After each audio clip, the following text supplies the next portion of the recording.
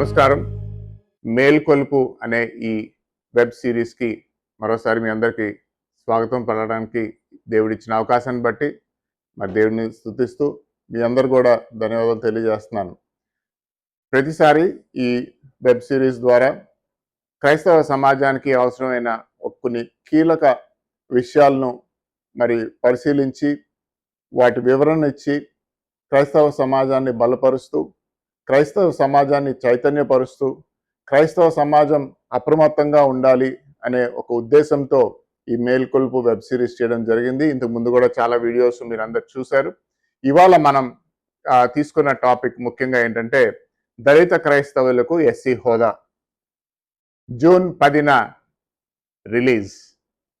అవును, జూన్ 10న బాలకృష్ణన్ కమిషన్ తమ నివేదిక ద్వారా క్రైస్తవులకు దళిత క్రైస్తవులకు ఎస్సీ హోదా కల్పించాలా లేకపోతే వద్దా అనే నివేదిక అందించబోతుంది. మరి దళిత క్రైస్తవులకు ఎస్సీ హోదా కల్పించాలి అని అనేక సంఘాలు, అనేక మంది వ్యక్తులు, అనేక ర్యాలీలు, మీటింగులు, ధర్నాలు, నివేదికలు అందించి చాలా కష్టపడ్డారు. దీంట్లో ప్రాముఖ్యంగా ఈ మధ్యకాలంలో కొంతమంది రాజకీయ నాయకులు, కొంతమంది మాజీ ప్రభుత్వ ఉద్యోగులు, మరికొంతమంది మతపరమైన లేకపోతే కులపరమైన నాయకులు ఇందులో చేరి దీన్ని వారు హైలైట్ చేయడానికి ప్రయత్నం చేస్తుండగా మరి అందరూ చాలా హుషారుగా అనేక కార్యక్రమాల్లో పాల్గొన్నారు. కాబట్టి ఎస్సీ హోదా ఇచ్చేయాల్సిందే కదా. మరి మనం చేపట్టిన ఈ మీటింగ్లు, రోమాలు నిక్కపొడిచే లాంటి స్పీచ్లు ఇవన్నీ దృష్టిలో పెట్టుకొని బాలకృష్ణన్ కమిషన్ దళిత క్రైస్తవులకు ఎస్సీ హోదా ఇవ్వాలి అని ప్రభుత్వంకి సిఫారసు చేస్తుంది అనుకుంటున్నారా? ససేమిరా చేయదు. అదేంటి అని మీరు అనుకోవచ్చు, నన్ను తప్పు పట్టచ్చు. కాబట్టి దయచేసి ఈ వీడియో చివరి వరకు చూడండి. ఎందుకంటే దళిత క్రైస్తవ ఉద్యమాన్ని తప్పుదారి పట్టిస్తున్న కొంతమంది స్వార్థపరుల గురించి, అది వారు చేస్తున్న తప్పు అని చెప్పడానికి కోసం, అది ఎందుకు తప్పు, మనల్ని ఏ విధంగా తప్పుదారి పట్టిస్తున్నారు అన్నది బయటకు చెప్పడానికి కోసం అని చెప్పి నేను ఈ వీడియో చేస్తున్నాను. సో దయచేసి ఈ వీడియో చివరి వరకు చూసి అర్థం చేసుకుంటారని సహృదయంతో కోరుతున్నాను. ముందుగా ఈ విషయాన్ని మనం పరిశీలన చేస్తే దళిత క్రైస్తవులకి అన్యాయం జరిగింది. 1950 ప్రెసిడెన్షియల్ ఆర్డర్ వల్ల అందరికి అన్యాయం జరిగిందన్న విషయం మనకు తెలిసిందే. నేను ఆ విషయాలు ప్రస్తావించను, ఎందుకంటే అందులో మరి దళితులకు మరి ఎస్సీ హోదా ఇవ్వాలి అనే అంశాన్ని పక్కన పెట్టి మిగతా వాళ్ళు జైన్స్ వీళ్ళందరికీ కూడా బుద్ధిస్ట్ వీళ్ళందరికీ కూడా అభయం కల్పించడం జరిగింది. సో నేను అందులో ఆ వివరణలోకి నేను వెళ్ళడం లేదు. కానీ ఇప్పుడు దళిత క్రైస్తవులకు ఎస్సీ హోదా సాధించాలి అనే కోర్టుకు వెళ్ళినప్పుడు కోర్టు వారు కేంద్ర ప్రభుత్వాన్ని ఈ ప్రశ్న అడిగింది, ఇవ్వచ్చా లేదా, ఇస్తే ఎందుకు ఇవ్వాలి, ఇవ్వకపోతే ఎందుకు ఇవ్వకూడదు అంటే, ఇంతకు ముందు కూడా కేంద్ర ప్రభుత్వం అనేక కమిషన్స్ని వేసి, Ranganath Mishra commission one of the best commissions and the best recommendations చేసిన కమిషన్. ఆ తర్వాత అనేక కమిషన్స్, తర్వాత ఇప్పుడు లేటెస్ట్గా బాలకృష్ణన్ కమిషన్. రంగనాథ్ మిశ్రా కమిషన్ ఎవరిని కలవలేదు, కేవలం ఒక ఏసీ రూమ్లో కూర్చొని ఈ నివేదిక తయారు చేసి మా మొహాన్ని పడేసింది కాబట్టి మేము ఇవ్వము అని చెప్పి కేంద్ర ప్రభుత్వం తేల్చేసి దాన్ని పక్కన పెట్టేసింది. ఇప్పుడు తాజాగా బాలకృష్ణన్ కమిషన్ని 3 సార్లు ఈ కమిషన్ గడువు పొడిగిస్తూ మరి ఇప్పుడు జూన్ 10న విడుదల. అసలు కేంద్ర ప్రభుత్వం ఈ కమిషన్ని ఏం కోరింది, కోర్టు ఏం అడిగింది, కేంద్ర ప్రభుత్వం ఏం అడిగింది అన్నది ముందు మనం పరిశీలన చేస్తే, నేను చెప్పేది నిజమా అబద్ధమా, నేను చెప్పేది ఏదో సెన్సేషనలిజం చేయడానికో లేకపోతే ఒక నాయకుడినో లేకపోతే ఒక పెద్దల్ని ఎవరైనా తప్పు పట్టడం కోసం కాదు, కానీ నేను మాట్లాడే మాటల్లో నిజం ఉందో లేదో మీరే తేల్చుకుందరు. కానీ సుప్రీంకోర్టు కేంద్ర ప్రభుత్వాన్ని అడిగినప్పుడు కేంద్ర ప్రభుత్వం ఏం చెప్పిందంటే, మేము ఇంకో కమిషన్ వేస్తున్నాం, ఆ కమిషన్ నివేదికను బట్టి మేము తుది నిర్ణయం తీసుకుంటాము అని చెప్పి కోర్టు వారికి చెప్పింది. ఆ కమిషన్ వారికి కేంద్ర ప్రభుత్వం కొన్ని సూచనలు ఇచ్చింది. అయ్యా, ఈ ఎస్సీ హోదా కల్పించాలి అంటే ఈ పారామీటర్స్లో ఈ 4 పాయింట్స్ బట్టి మీరు పరిశీలన చేసి అప్పుడు మీరు మాకు నివేదిక సమర్పించండి అని చెప్పింది. ఈ 4 పాయింట్స్ ఏంటి, ఒక్కొక్కటి కూడా మీ స్క్రీన్ మీద వస్తుంది, స్క్రీన్ మీద వచ్చింది కూడా మీరు చూడొచ్చు, నేను విశ్లేషణ చేస్తాను. మరి ఈ కేంద్ర ప్రభుత్వం బాలకృష్ణన్ కమిషన్కి ఇచ్చిన గైడ్ లైన్స్ నేను మీకు ఎక్స్ప్లెయిన్ చేయకముందు, నేను ఇది ఉత్తునే మాట్లాడట్లేదు. 1950 నుంచి ఆ తర్వాత వచ్చిన అమెండ్మెంట్స్, ఆ తర్వాత వేసిన కమిషన్స్, దీన్ని ఇవ్వాలి అని చెప్పి ఇంటర్నేషనల్ బాడీస్ ఏవైతే రికమెండ్ చేసినాయి, స్టేట్ గవర్నమెంట్స్ ఏంటి రికమెండ్ చేసినాయి, ఇవన్నీ కూడా కంపైల్ చేసి ఈ పుస్తకంలో పొందుపరచడం జరిగింది. ఇది మీకు అమెజాన్లో మీకు దొరుకుతుంది. అదేవిధంగా మీకు PDF కావాలనుకుంటే మీకు స్క్రీన్ కింద ఉన్న ఈ వాట్సాప్ నెంబర్కి మెసేజ్ చేయండి. దయచేసి కాల్ చేయకండి, మెసేజ్ చేయండి. మెసేజ్ చేస్తే మీకు ఈ పుస్తకం పంపించడం జరుగుతుంది. ఈ పుస్తకంలో నేను ప్రచురించే విధంగా కేంద్ర ప్రభుత్వం వారు కూడా మరి బాలకృష్ణన్ కమిషన్కి ఏమని గైడ్ లైన్స్ ఇచ్చిందన్నది చూద్దాం. First of all, to examine the matter of according schedule SC status to new persons who claim to have historically belonged to scheduled caste but have converted to religions other than Hinduism, Sikhism and Buddhism. అంటే ప్రస్తుతానికి Hinduism, Sikhism, Buddhism వాళ్ళకి SC status ఇస్తున్నారు. ఈ మూడు కాకుండా వేరే వాళ్ళు ఎవరైనా సరే వారు మతం మారితే వారి పరిస్థితి ఏంటి అన్నది పరిశీలించండి. రెండోదిగా, to examine the changes an SC person undergoes after conversion to another religion and its implications on the question of inclusion as a scheduled caste. అంటే ఒక వ్యక్తి SC స్టేటస్ అంటే దళితుడైన వ్యక్తి వేరే మతానికి కన్వర్ట్ అయితే ఆ కన్వర్షన్ వల్ల వచ్చే ఇంప్లికేషన్స్ ఏదైతే ఉన్నాయో అవన్నీ కూడా పరిశీలన చేయండి.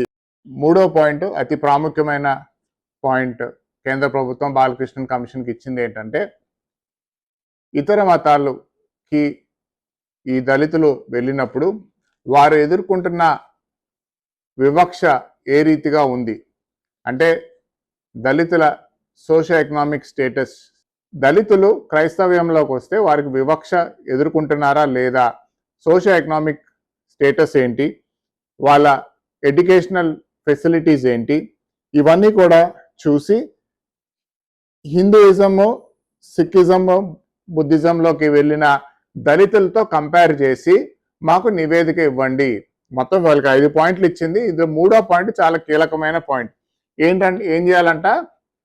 ధర్నాలు చేయాలా, మీటింగ్లు పెట్టాలా, ర్యాలీలు చేయాలా, లేకపోతే స్పీచ్లు ఇచ్చి టీవీలో లైవ్ షోలు ఇచ్చి పొలిటికల్ లీడర్స్ని పిలిచి, లేకపోతే కులపరమైన వారిని పిలిచి, లేకపోతే చీఫ్ మినిస్టర్ దగ్గరికి వెళ్ళి రిప్రజెంటేషన్ ఇచ్చి ఇవన్నీ చేయమనుందా? ఏమనుంది? దళితులు ఇతర మతాల్లోకి వెళ్ళినప్పుడు వారు వివక్ష ఎదుర్కొంటున్నారు. ఎందుకంటే అందరూ అనేది ఏంటంటే, క్రైస్తవ్యంలో వివక్ష లేదు కాబట్టి వారికి SC స్టేటస్ ఇవ్వక్కర్లేదు. అరే బాబు, క్రైస్తవ్యంలో SC వివక్ష లేదు, సమాజంలో వివక్ష ఉంది. ఏ రీతిగా వివక్ష ఉంది, వివక్ష ఎలా జరుగుతుంది, ఎక్కడ జరుగుతుంది, ఎప్పుడు జరుగుతుంది అన్న డేటాని కలెక్ట్ చేయమని చెప్తుంది కేంద్ర ప్రభుత్వం. క్రైస్తవ్యంలో వివక్ష లేదు, కుల ప్రస్తావన లేదు. కానీ ఈ వివక్ష చూపిస్తుంది ఎవరు? బయటున్న సమాజం. మొన్న చింతాడ ఆనంద్ కేసు అనేక మంది అనేక కోణాల్లో చూస్తున్నప్పుడు నేను చూసిన కోణం ఏంటంటే, చింతాడ ఆనంద్ ఏ రీతిగా వివక్ష ఎదుర్కొన్నాడు అన్నది కోర్టులో సమర్పిస్తే కోర్టు దాన్ని రికార్డెడ్ ఎవిడెన్స్ కింద తీసుకుంది. ఒక దళితుడు క్రైస్తవ్యంలోకి వచ్చి ఒక పాస్టర్గా అతను వ్యవహరిస్తున్నప్పుడు అతను ఎదుర్కొన్న వివక్ష ఏంటి అన్నది అతను కోర్టులో సబ్మిట్ చేశాడు. కోర్టు దాన్ని యాక్సెప్ట్ చేసింది. కేసు ఏదైతే అవనివ్వండి, అది వేరే విషయం. కానీ రికార్డెడ్గా ఆన్ రికార్డ్ సమాజం బట్టి క్రైస్తవ్యంలోకి వచ్చినా సరే వివక్ష ఎదుర్కొంటున్నాను అని ఒకే ఒక ఆధారం చింతాడ ఆనంద్ కేసు ఒకటే. మరి ఆ ఒక్క ఆధారంతోనే క్రైస్తవులకు SC హోదా ఇచ్చేసేయండి అని చెప్పి బాలకృష్ణ కమిషన్ చెప్తుందా? లేదండి, వీళ్ళు పాపం పెద్ద పెద్ద నాయకులను పిలుచుకున్నారు, చర్చిల్లో పిలిచి దండలు వేశారు, సన్మానాలు చేశారు, రోడ్లెక్కి ధర్నాలు చేశారు అని చెప్పిస్తుందా? లేదండి, మాజీ ప్రభుత్వ ఉద్యోగులు చాలా మంది పెద్ద పెద్ద బడాబాబులు అందరూ కూడా దీన్ని సపోర్ట్ చేస్తున్నారు కాబట్టి ఇవ్వండి అని చెప్పి, ఎంతమంది సపోర్ట్ చేస్తున్నారో లిస్ట్ ఇవ్వండి, అప్పుడు మేము ఇస్తామని చెప్పి ఎక్కడైనా ఉందా? ఏమని ఉంది? వివక్ష ఎక్కడ జరుగుతుంది? ఎప్పుడు జరుగుతుంది, ఎలా జరుగుతుంది. ఈ డేటా కానీ మనం కంపైల్ చేయకుండా, ఈ డేటా కానీ మనము వివిధ కోణాల నుంచి తీసుకొచ్చి, ఆఫ్ కోర్స్ మనము ఒక పోలీస్ కంప్లైంట్ పెడితే ఎస్సీ ఎస్టీ అట్రాసిటీ కేసు మన తీసుకోరు. కనీసం సివిల్ కంప్లైంట్ అయినా పెట్టండి, లేకపోతే ఒక వీడియో అయినా ఉంటే ఇవ్వండి. మీకు ఇప్పుడు స్క్రీన్ మీద వచ్చే ఈ వాట్సాప్ నంబర్కి మీరు ఏ రీతిగా మాకు మెసేజ్ పెడితే మీ దగ్గర ఉన్న డేటా ఏ రీతిగా కంపైల్ చేయొచ్చో మేము గైడ్ చేస్తాం. చేసిన తర్వాత దాన్ని మనం బాలకృష్ణ కమిషన్కి సబ్మిట్ చేయాలి. ఉన్నది చాలా తక్కువ టైము. ఈ టైంలో మనం చేయాల్సింది ఇది. చెప్పాను కదా, మనల్ని తప్పుదోవ పట్టిస్తున్నారు. వీళ్ళందరూ వచ్చి మనల్ని తప్పుదోవ పట్టిస్తున్నారు. కాబట్టి క్రైస్తవ సమాజం ఇప్పటికైనా నిద్ర లేవాలి. దళిత క్రైస్తవులు ఇప్పటికైనా అప్రమత్తంగా ఉండాలి. దళిత క్రైస్తవులు ఇప్పటికైనా చైతన్యవంతులయ్యి వారికి ఏ రీతిగా వివక్ష ఎదుర్కొంటున్నారు అన్నది డేటా గ్యాదర్ చేసిస్తే తప్పనిసరిగా ఒక బలమైన ఆధారంతో మనం బాలకృష్ణ కమిషన్ దగ్గరికి వెళ్ళి, మేము ఈ రీతిగా వివక్ష ఎదుర్కొంటున్నాం కాబట్టి మీరు ఇది కేంద్ర ప్రభుత్వం తెలియజేయండి. అప్పుడు కేంద్ర ప్రభుత్వం వెళ్ళి సుప్రీంకోర్టుకి తెలియజేస్తుంది. అంతే తప్ప కేంద్ర ప్రభుత్వం వచ్చి ఇప్పుడు ఎంతమంది నాయకులు సపోర్ట్ చేశారు, ఎన్ని ర్యాలీలు చేశారు, ఎన్ని ధర్నాలు చేశారు, ఎన్ని మీటింగ్లు పెట్టారు అన్న లిస్టు తీసుకెళ్లి కోర్టుకి ఇవ్వదు. కోర్టు దాన్ని బట్టి మనకేమి ఇచ్చేది. సో దయచేసి దళిత క్రైస్తవులందరూ కూడా ఈ విషయంలో మరి అప్రమత్తంగా ఉండి వెంటనే మీరు ఈ వాట్సాప్ నంబర్లో ఏదైతే ఉందో ఆ వాట్సాప్ నంబర్లో మీరు మీ డీటెయిల్స్ ఇవ్వండి, క్లుప్తంగా ఇవ్వండి. మాకు కావాల్సింది మీరు ఎప్పుడు రక్షణ పొందారు, మీరు ఎలా ఏ చర్చకి వెళ్తున్నారు, అది కాదు మాకు కావాల్సింది. కేవలం వివక్ష ఏ రీతిగా ఎక్కడ జరుగుతుంది, ఎప్పుడు జరుగుతుంది అన్నది ఆ ఒక్క పాయింట్ మనం అడ్రస్ చేయకపోతే దళిత క్రైస్తవులకి ఎస్సీ హోదా కల్పించే ఈ మూమెంట్కి మనం అన్యాయం చేసిన వాళ్ళే అవుతాం. నేను చాలా బాధతో, దుఃఖంతో, చాలా భారంతో చెప్తున్నాను. మనకి ఎవ్వరు ఏమి మేలు చేయలేరు. అసలు ఈ 1950లో ఈ ప్రెసిడెన్షియల్ ఆర్డర్ తెచ్చిన పార్టీ ఏంటి? ఆ పార్టీ ఏమైనా మాట్లాడుతుందా దీని మీద? లేకపోతే ఆ పార్టీ తరఫున మేము వచ్చిన తర్వాత అధికారంలోకి వచ్చాక మేము ఏమైనా చేస్తామని చెప్తున్నారా, హామీ ఇస్తున్నారా? నేను వాళ్ళు తప్పు పట్టడం కానీ లేకపోతే వాళ్ళు చెయ్యరని నేను అనట్లే. మనము రాజకీయ పార్టీలో లేకపోతే వాళ్ళు ఏదో చేస్తారని చెప్పి మనం ఎదురు చూడటం మన అవివేకం. నేను చెప్పాలనుకున్నది ఏంటంటే, దయచేసి మీ అందరికీ చేతులు జోడించి మరీ చెప్తున్నాను, దయచేసి వివక్ష ఎక్కడ జరుగుతుంది, ఎప్పుడు జరిగింది, ఎలా జరిగింది అనే ఒక డేటా మనకు పంపించండి. నాకు పంపించకపోయినా పర్వాలేదు, మీరైనా డైరెక్ట్ బాలకృష్ణ కమిషన్కి పంపించి మీ వంతు మరి కృషి చేయాలని నేను కోరుతున్నాను. సో మరొకసారి చెప్తున్నాను, నేను మాట్లాడేది ప్రతిదీ కూడా ఏదో నేను ఎవరినో కించపరచాలనో లేకపోతే ఎవరినో ఉద్దేశించి మాట్లాడట్లేదు. నేను మొత్తం ఈ 1931 అసలు షెడ్యూల్ ఆఫ్ కాస్ట్ అన్నది ఎలా స్టార్ట్ అయింది దగ్గర నుంచి 1950 ప్రెసిడెన్షియల్ ఆర్డర్, ఆ తర్వాత జరిగిన అన్ని అప్డేట్స్ ఈ పుస్తకంలో ఉన్నాయి. మీరు దయచేసి ప్రతి వారు కూడా, ఇది ఇంగ్లీష్లో ఉంది, తెలుగులో తర్జుమా చేయడానికి ప్రయత్నిస్తాం, ప్రతి వారు ఇది పొందుకోవడానికి చేయండి. నేను నా వీడియోస్ మీరు లైక్ చేయండి, షేర్ చేయండి, సబ్స్క్రైబ్ చేయండి అని నేను చెప్పట్లా. నేను చెప్పిన ఈ వాస్తవాలు, నేను చెప్పిన మన దళిత క్రైస్తవులకి ఎస్సీ హోదా మనం దక్కించుకోవడానికి మనం చేయాల్సింది ఏంటంటే, ఈ వీడియో అందరికీ షేర్ చేయండి, అందరికి తెలియజేయండి, అందరికి చెప్పండి, బాబు మనకి హోదా కావాలంటే బాలకృష్ణ కమిషన్కి ఒక 5 పాయింట్లు ఇచ్చారు, అందులో 3వ పాయింట్లో వివక్ష అన్నది ఎక్కడ జరుగుతుంది, క్రైస్తవ్యంలో అసలు కుల పద్ధతి లేదు, కుల పద్ధతి లేనప్పుడు వివక్ష ఉండదు అని వాళ్ళు అనుకుంటున్నారు. కాబట్టి ఈ వివక్ష ఎలా జరుగుతుంది అన్నది మనం తెలియజేయాల్సిన అవసరం ఉంది. కాబట్టి మీరందరూ కూడా షేర్ చేయండి. మీ దగ్గర ఆ డేటా లేకపోతే డేటా ఉన్న వాళ్ళకి, లేకపోతే ఆ వివక్ష ఎదుర్కొన్న వారు స్పందిస్తారేమో మనకు తెలియదు. Just share this video, do your part. అందరం కలిసికట్టుగా మరి దళిత క్రైస్తవులకి ఎస్సీ హోదా మరి వచ్చేలాగా పోరాడదాం. మరోసారి చెప్తున్నాను, కేవలం వివక్ష ఇప్పుడు ఎలా ఎక్కడ అన్న ఆ డేటా సంపాదించి ఆ డేటాని బాలకృష్ణ కమిషన్కి ఇచ్చిన రోజే మనము దళిత క్రైస్తవులకి ఎస్సీ హోదా సంపాదించుకోగలం.